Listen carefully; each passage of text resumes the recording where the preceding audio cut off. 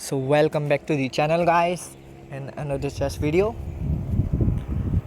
And firstly, sorry for being this inconsistent in video making.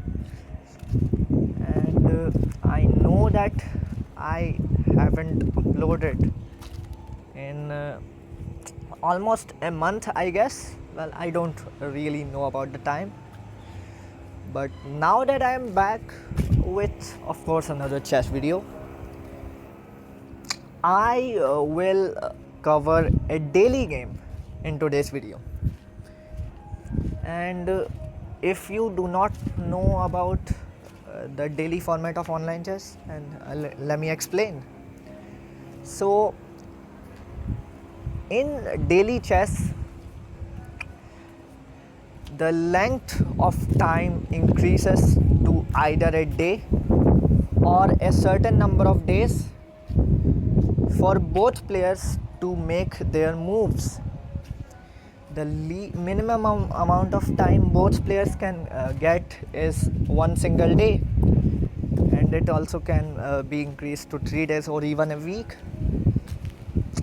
But let's just leave it there, and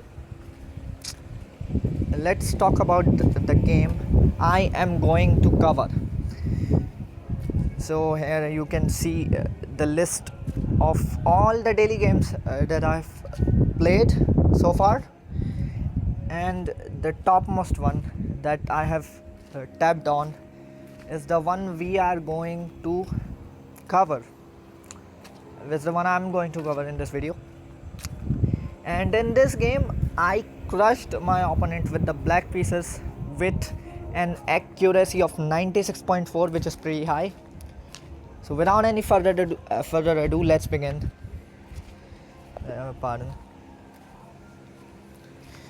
So first of all, in this game, both of us had 3 days to make our moves. And in this game, opponent also played with an accuracy of 87.5, so props to them as well. So in this game, the opponent opened up with the king pawn opening e4, and I replied with c6, the Caro-Kann defense. Now at the moment, I am not able to recall the name of the variation of the Caro-Kann we played, so sorry about that. Knight f3, and now d5, e takes d5, c takes d5, d4, knight f6, bishop d3, bishop g4 pinning the knight, h3, bishop takes on f3, queen takes on f3, and now I develop the knight on c6, attacking the pawn on d4, and c3 is played. Of course, not only this does this move defend the pawn, but it also solidifies white's structure on the queen side. And now I play e6, castles, and h6 is on the board. Like, it's a pretty important move. You of course do not want that annoying bishop g5 and stuff, so let's prevent it altogether by playing h6. Bishop f4 is on the board, and now I played bishop d6, offering a trade of bishops. And now I played now my opponent plays knight to d2, and I play a6. And what's my plan here? Like, my plan is of a6 b5, minority attack. As far as I know, this is called minority attack. Let me correct in the comments if you find it wrong, but as far as I know, this is called minority attack, a6 b5 and stuff, when an opponent has more pawns on the side of the board than you do on that side, and you attack with those pawns. But okay, let's continue. Rook f to e1 is on the board, and now I castled king side. Bishop to e5 is on the board, bishop takes e5, the best move. d takes e5 and knight to d7, double attacking d5 pawn. And opponent played queen h5, adding another defender to the d5 pawn. Now he played queen g5, offering a trade of queens, which is the best move. Queen takes g5, h takes d5, and now opponent finds the only move in the position, which is pretty obvious one. Knight to f3, of course. You would want to defend your pawn while at the same time attacking your opponent's pawn. And here I played g6, and my idea was that the g5 pawn cannot be saved, but as soon as you take on g5, you lose e5 pawn, and it will just be a trade of pawns. So that's what happens in the game. Knight takes g5, and now I played knight d takes on e5, sorry, it was the e5 pawn. Sorry for using the wrong name, but okay. Bishop to c2, and now I play rook a to c8, rook a to d1, and rook f to d8. f4 is on the board, the best move. And now I play knight c4, the best move. b3, knight b6, and bishop to d3. King to g7, although the best move was knight to d7, but okay. g4 is a good move, although in this position Stockfish is suggesting a crazy move, which is knight takes on e6. And of course we will cover knight takes on e6, not now but after covering the whole game. Now I play knight to d7, and opponent played king to g2. Knight to c5 is on the board, and opponent plays bishop to c2. And here comes b5. As I already told you about the minority attack with a6 b5, here it comes. b4, knight to b7, and Stockfish is suggesting knight to a4 here. I don't know why. Let's play knight to a4. Well, this was the best move. I don't know why Stockfish would suggest this, because it just doubles your pawns, but I don't know how it's somehow better for black. Negative is slightly better, but okay. Let's continue from knight to b7. Opponent makes a big mistake with rook to e2, and it's negative 1.63 for black now. What's the only move in this position that keeps the advantage? Yes, d4, and I found it.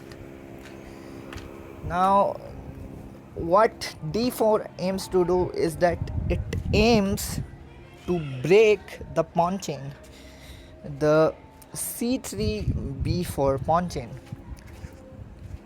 and it is often recommended to attack the base of the pawn chain. If you want to attack a pawn chain, you must attack its base. So that's what I'm doing here. c3 is actually the base, and I don't think these two pawns, I don't know if they are considered a pawn chain or not, if they will be considered a pawn chain or not, but I consider this a pawn chain. Correct me if I'm wrong in the comments, of course.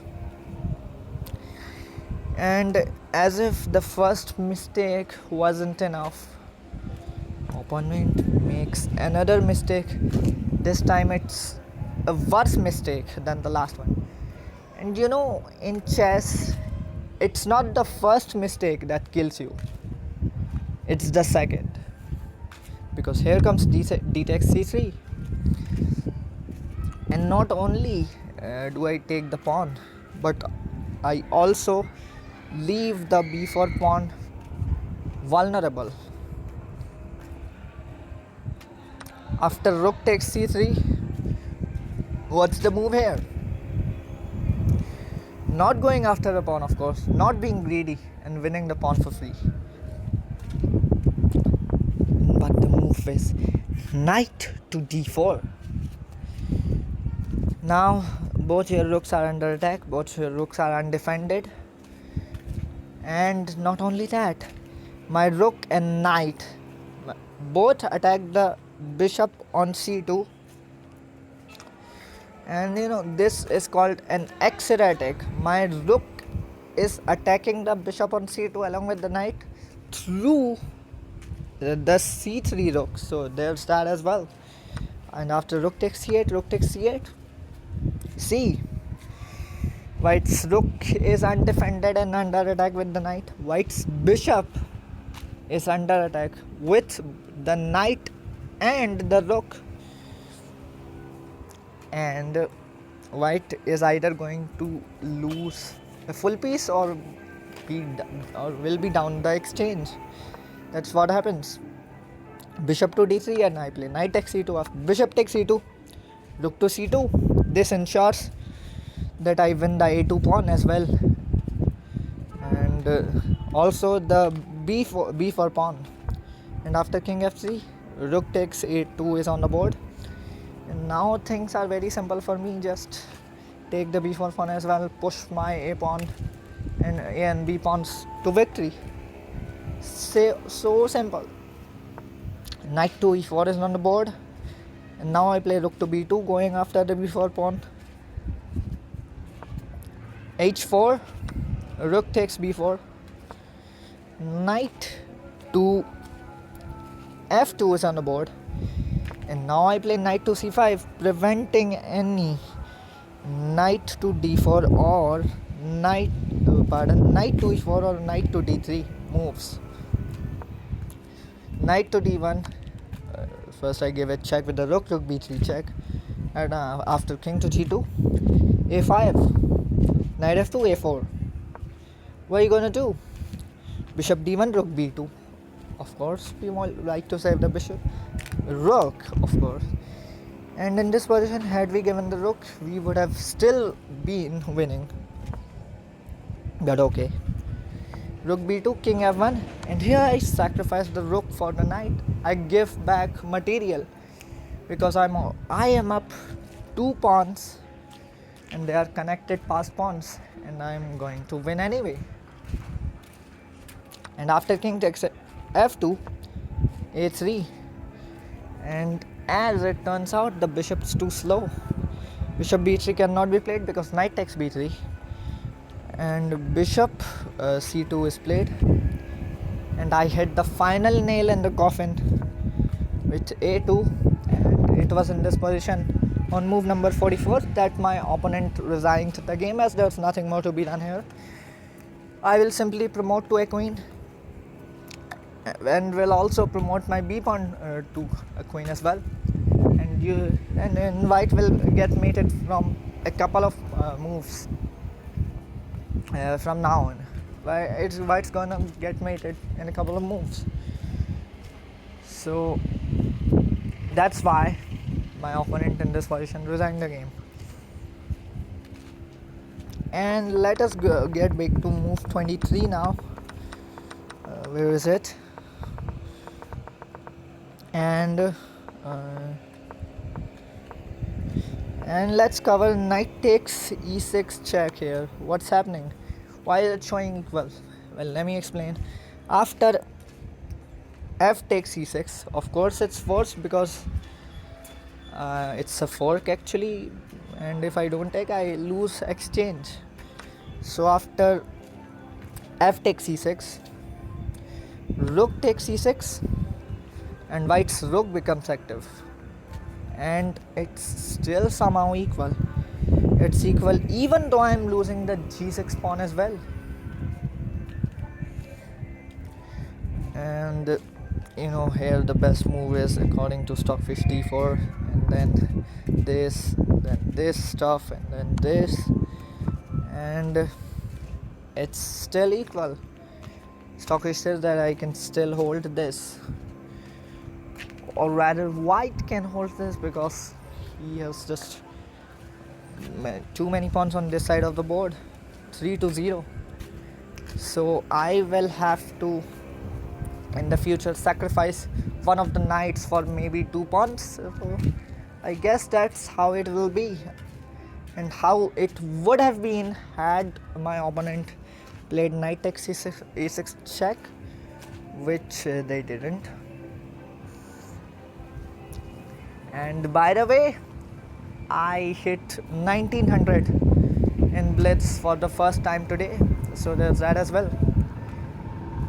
And like always, thanks for watching, and I will see you in the next video. Bye bye.